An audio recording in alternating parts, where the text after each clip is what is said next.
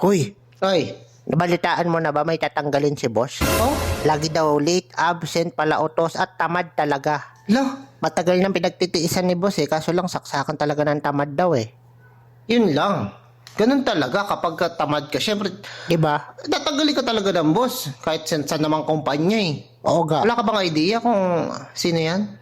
Basta ang chismis, gwapo daw siya, kamukha ni Alden Richard, ang lakas ng appeal. Nagugustuhan daw siya ng mga babae dito, crush daw siya Kailan ba ako tatanggalin ni boss?